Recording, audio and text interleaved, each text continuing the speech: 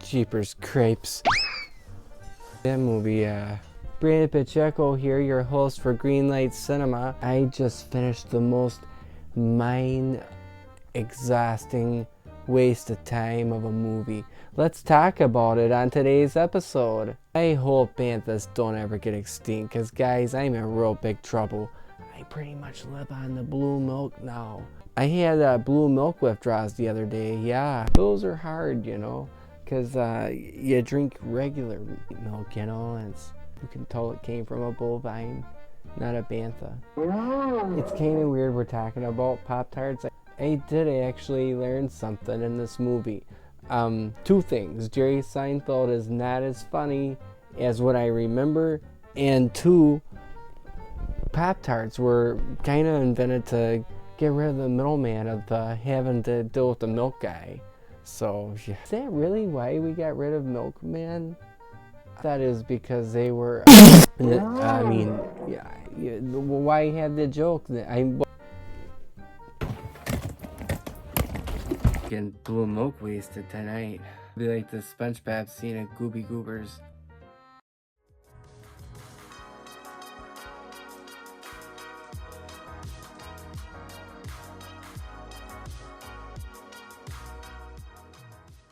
Whoa, guys. So, I just finished watching Unfrosted. You know, it was a movie. It had a lot of scenes. A lot of attempted failed humor. Big disappointment.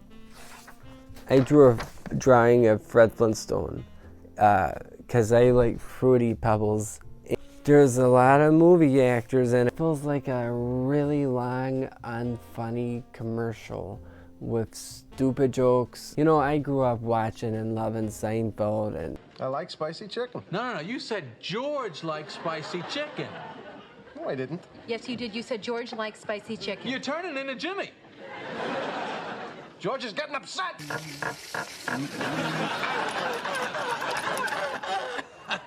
Mission accomplished. Back to base, Joe. And I didn't watch the B movie because I don't watch B movies. I only go for the good ones.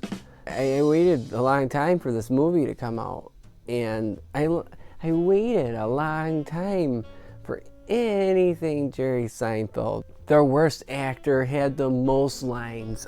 Oh gosh, Hugh Grant is the worst actor I've ever seen in my life. He just takes a giant shit on all of his movies, right? Or, I'm sorry, he just takes a giant poo-poo on all his movies. He said, you know, whenever I think of someone really curmudgeonly and unpleasant, I immediately think of you. I think I seen in an interview, Hugh Grant told Jimmy Fallon, I didn't even like being in the movie, you know? I just said, whatever, I need money, you know? I was so unsatisfied. Gosh, and in this movie, I heard he's like, you don't mind if Tony the Tiger has a British accent? Jerry said, who cares? Who cares? I care, Mr. Seinfeld. I waited a long time for this movie, and felt like Jerry Seinfeld just hired Hugh Grant to just take a giant crap all over this movie. I mean, woo-wee. No way Tony the Tiger did all that. That guy in real life, I don't know his real name, but that guy sing You're a Mean One, Mr. Grinch. And if someone could write lyrics that strong and deep to make the Grinch change, well, by goodness, geez, now I don't blame Duke University for booing Jerry Seinfeld. Yeah. I mean, this movie was so a giant, stupid, incoherent mess. You know, I never looked up everything in this. I didn't look up a lot of this movie. It was like, whoa, what did I just watch? Did Pa Feig have anything to do with this movie? It had a whole lot of just point the camera and say something funny. It felt like a lot of ad-libbed humor. Just like, oh. This movie's like hour and 30 minutes long of goofy, over-the-top, nonsensical. I'm gonna get to this review today, guys. I'm sorry. Abrasive, nonsensical, a waste of time. Yeah, had somewhat of a budget, right? Gosh, what are they doing at Netflix? this quality of this movie was shit. Every now and then I would see like an actual like scene without a pixel, but it's jinky. It's a mess, you know. Did out of the budget go to Jerry's digitally de-aged? I think he got like the Paul Rudd done. It looked real good, you know. This movie felt like a crisscross of a bunch of like ideas. Dr. Seuss looking. I mean, like the sets look weird. Like Tim Burton. Who the hell is behind all this? It just, and you know, it didn't make any sense. I guess we should start talking about the movie. I am so sorry. I recommend this movie though, because it's like you need something on to have on in the background while you're doing something, and I guarantee you watch this movie, you will not, if you have it on, you won't miss a damn thing. Spoilers, Kellogg's made Pop-Tarts and they became popular.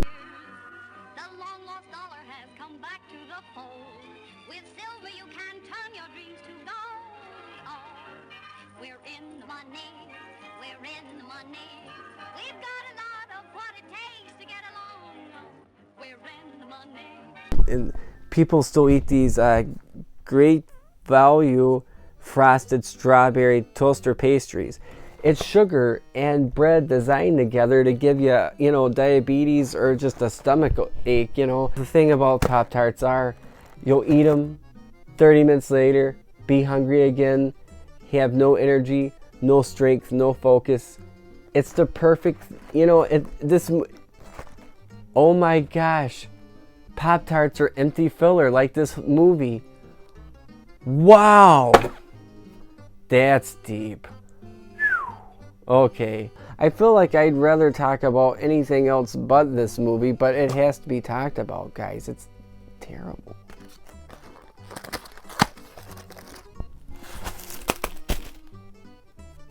Gosh, I had so many hopes going into this movie.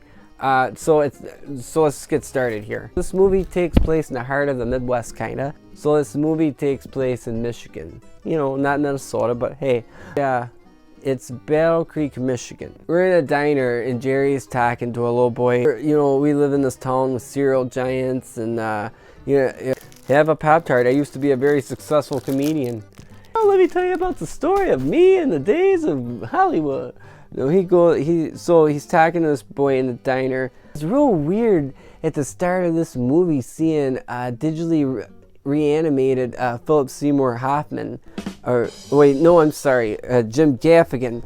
Whoa, jeez, like what is Jim doing? Like his voice in this is, Jim sounded. I was genuinely concerned for Jim Gaffigan's health. Like, I know he's always joked about it, but he didn't look good in this movie. But maybe that's how his character... He's Kellogg, by the way. And so the story's being told by Bob. The movie is told through Jerry, who plays Bob. So Bob works with Kellogg. He inherited the company. And their rival is right next door, and it's Post.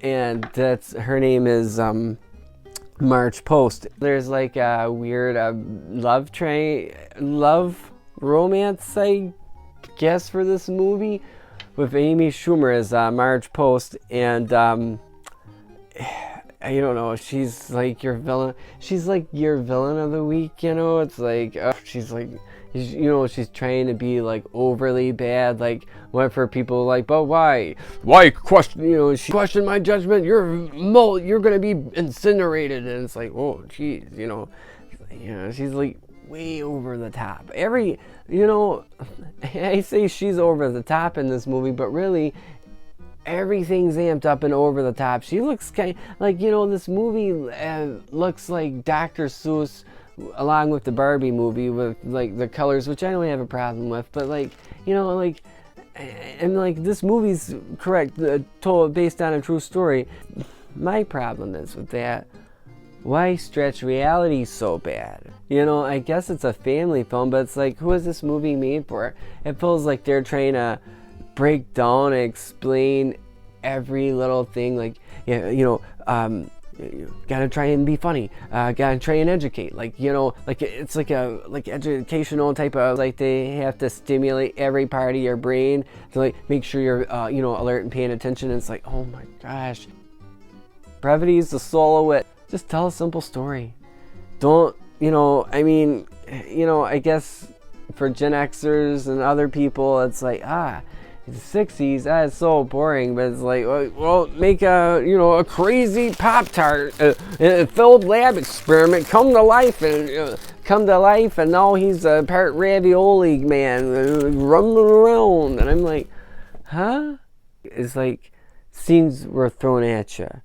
I'm not gonna go in any order. I'm not gonna go in like chronological complete order, because, you know, it's a brand new movie, and YouTube will just like copyright censor me. Anyway, what am I watching? There's a lot of bad guys in this. I'm like watching this, I'm like, ooh, okay, our main characters, Bob, Stan, Melissa McCarthy, and Kellogg guy, Jim Gaffigan. I'm like, what do these guys do that's so bad that's got the whole, like, they have the cereal mascots turned on them, and other, like, forces at Milkman, and, like, yeah, Jerry gets kidnapped by, Bob gets kidnapped by a milk gang of people with Peter Dinklage showing up. I'm like, can this movie get any more random? Like, I was almost expecting to see Mr. T. But that would have been too cool, you know, like, I pity the fool that comes up with a good idea. How did we get here? Jerry's tied to a chair in like a barn, cow feces, Peter Dinklage popping out, and so Jerry goes home, and we get to breathe for like 5 minutes. And a helicopter shows up, and it's the president, and he needs Bob, so he needs Bob, Kellogg, he needs Kellogg, Stan, by the way, was like working on like food for NASA, preservatives. And that part's interesting, you know. That's how he recruits Melissa McCarthy now. So basically, it feels like so many storylines. Hang on here. Kellogg's cereal and Post, you know, they're real fed up with the milkman. They've had enough. Both Post and Kellogg's, if I'm not mistaken, are like, how do we make a new type of breakfast, you know, to get rid of these pesky milkmen, you know? For Pete's sake. So the milkmen are going to be mad about that. They're going to be out of a job. And so the mascots are mad. So it's so silly. Gosh, this movie had more felt humor. It was like, oh, jeez. I've never missed comedians and cars more. And I thought when that first came out, it was kind of boring. Now I'm like, oh geez, that was kind of like a little more authentic than whatever the hell this is. I'm not picking on Melissa McCarthy, but the whole time I was thinking, you know, like, gosh, I wish this was Julia Louis-Dreyfus. I'm going to hell, the worst place in the world, with devils and those caves and the ragged clothing and the heat. My God, the heat! What do you think about all that? It's gonna be rough. You should be trying to save me. Don't boss me. This is why you're going to hell. I am not going to hell. And if you think I'm going to hell, you should care that I'm going to hell, even though I am not. You stole my Jesus fish, didn't you? Yeah, that's right. But I was thinking, I could almost picture her just like at home, just like, what's that?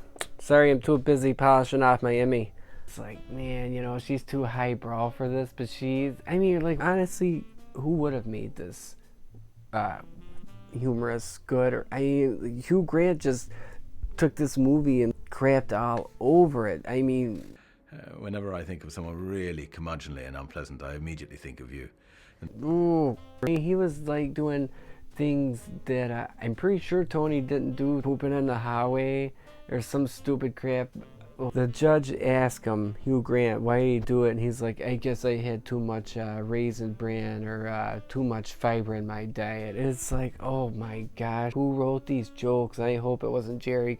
I never remember Seinfeld being dumb and embarrassing shit show. You know, it was still kind of a neat little change up, you know, for Netflix. They're always doing movies, you know, about serial killers.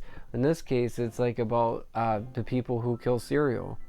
Jerry Seinfeld's character one day is going to work and here's like children playing in a dumpster. It's like some dumb scene. They're like, oh, you know what, we're eating some bread thing with jelly on it, and he takes a bite and loses it and goes straight to Jim Gaffigan. We need a ragtag team. Who else is gonna help us come up with this great genius idea to get rid of the milkman? So they have a big who's who of people. A few of them were like some athletes, but the two stood out to me. I was like, whoa, is this what I mean? Scenes thrown at you, random thrown at you. Chef Boyardee and an IBM AI robot computer. Yeah, that has POV vision that looks as good as like drone vision from today, but it's the 1960s, and I'm just like, And again, I'm watching this and I'm like, who the heck's this for? And wacky robot and Pop-Tarts. This movie is kind of for kids. So no one knows how to work a toaster in this world either. So it's very new equipment. And they're like, what, since you do NASA, Melissa McCarthy, why don't you get the guy who's going to try the first Pop-Tart, make him wear a space helmet, space outfit. Great idea. Well, when he puts the Pop-Tart in the toaster, his like suit gets caught in the toaster. I don't know if this is true, and he explodes and dies. So then the mascot's shit all over the funeral, and that's a real awkward scene. But you have to have that scene to get onto the. It's like this movie just keeps throwing scenes at you, because it's like, oh, that was weird. Oh no, Jerry's getting now Babs being abducted. What? And Peter Dinklage shows up, and the president shows up with a helicopter and get the milk guys off their back. I need to go to a library. Like, is this... You'll never know what I just found out about the adventure of Kellogg. My wife is behind the scenes. Oh. Hey guys, I just want to step in for a minute because Screen Rant, popular website, don't know if y'all heard it, they are saying that there are 12 biggest changes that Jerry Seinfeld's Unfrosted movie has made to the Pop-Tart's true story. So we know what that means. Jerry lied about something. The Pop-Tart story is a hilarious take on the true history of the... Hilarious. I didn't watch the movie, I didn't get it. True history of the popular breakfast pastry. Jerry Seinfeld's film features outrageous fictional elements deviating from the real story of the Pop-Tart. From dumpster diving for prototypes to corporate espionage, Unfrosted adds humor to the Pop-Tart's origins. Here are the 12 biggest changes that he has made that makes the story not real true. Although the history of the Pop-Tart was very interesting and a lot of people would want to watch this movie, Oh, it's so fascinating. Unfrosted manages to turn that story into a not-so-true recounting of full of comedy, celebrity cameos, and disgruntled food and breakfast cereal mascots. Distracting stuff too, like Hugh Grant taking a shit on cereal. It's so stupid. It's like, why? Before I finish, Jerry Seinfeld made this movie to mock Pop-Tarts. He loves cereal though so much. Why would he do this to breakfast? It don't make sense. It wasn't even in Michigan, right? Yeah, it was in Michigan. Okay. It stems from Michigan. Okay, so the original Kellogg maker, his name was John Kellogg. He was kind of crazy. He went to a crazy house. He made not frosted flakes, but what are they called? Cornflakes. He made cornflakes to help the digestive systems of crazy people in hopes to calm them down, and didn't want that secret released to the public. But his brother came and visited him and was like, this is a really good breakfast cereal. Before they named it cereal, this is really good for breakfast. Let's give it to the whole world. Wow. So his brother, who's a doctor, kind of screwed him over, but the whole family is involved in the Kellogg name. The whole family got riches and royalties, so... Alright guys, so here's the true facts about Kellogg's and Pop-Tarts. Kellogg's did find out about Post's breakfast pastry early, but not with spies. Kellogg and Post Foods both started in Battle Creek, Michigan, close to each other, so that part was a little true. They're like side by side in the movie.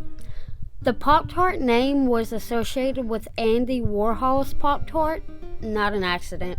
Oh, that's why he's at the end of the movie. Was the ravioli mutated Pop-Tart fictional, or is that something to keep people not bored? So apparently Jerry Seinfeld decided to add spies disguised as janitors because The story didn't make any sense. no, And they had to add something. no, they were in a rush to finish the film.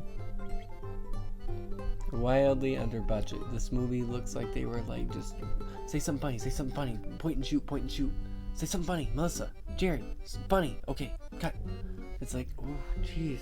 And that's why the spies were added, because someone watched the movie and said, this don't make any sense. How did they get these custodial spies? So Kellogg realized that Post planned to release a breakfast pastry before it's released. And it's known as Country Squares. Yeah. Well before they hit shelves. We seen that actually at the end of the movie. Kellogg's knew that they had to respond. So Kellogg and Post Foods both started in Battle Creek, Michigan, which is where my mother's from. Yeah. Well, not Battle Creek per se, Shout but out. she's from Michigan. Yep. Hi, Michigan. So these notes are basically useless, but it's about the movie that's based on a true story that's made up. A real fake story. Alright, so when it came to her little part of going, to the Soviet Union to steal all the sugar, Did she really fuck the Russian guy? no. Oh, okay, yeah. Actually, Post Foods never directly had a meeting with that Khrushchev. I don't know if I'm saying that right. Because, again, babe, they had to fill in the runtime. Someone said, this movie don't make any sense, and it's a little short. And Jerry's like, they have weird meetings in other places. And, the stupid part is when you see Russia, it's like, oh, that's totally off a backlot in Netflix studios. Like, oh. Yeah, this is what this reminds me of. So, something that would have been inside. This would have been a red box 10 years ago. Thanks for those facts. Back to Space Jam. So Jerry, George, and Elaine. It's so crazy how hard of a time it looks like for Kellogg's to just create the Pop-Tart. And they're not even putting the sugar frosting on it yet. It's like a toaster strudel, or like without the, it's like, hey, we're biting into something like bread and jelly. It's like, whoa. Yeah. Pop-Tarts feel so weird to me though. For a Seinfeld production, there's a whole lot of poop jokes in here. I was like, did he partner up with Adam Sandler? This movie kind of reminded me of the new Willy Wonka movie. It's just a woo, I mean, wow, the ironic, silly, cartoony characters. I love the 1971 Gene Wilder movie, and Johnny Depp movie's okay. I've not seen a bad Willy Wonka movie, and I'm not gonna about start now. And so Julie and I started trying to watch the new one. In 2 minutes, we couldn't take it. It was it felt disheartening. So here we are at the end where they are where Kellogg's. They're like, okay, we got Fred Armisen here. He's gonna try it. He likes it, and he's like, oh great, Fred Armisen. I love Portlandia. I loved Documentary Now. So hilarious. He has 3 minutes in this. I'm like, maybe less.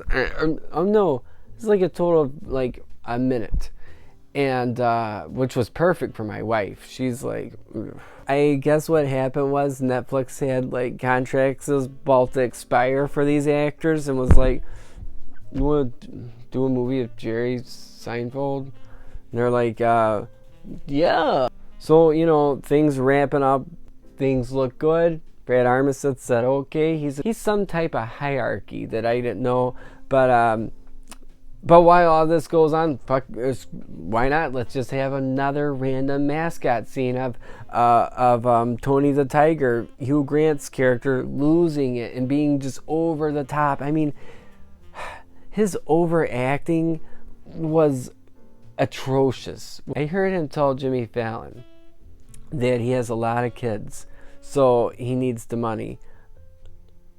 Is that a good reason to do what you're doing? Do you love being an actor? I'm genuinely asking you that because it's painful watching you perform, Hugh Grant. So start a TikTok channel. By gosh, you know, I don't buy that how better his character is. You know, it's so stupid. The motivation. It's like, what?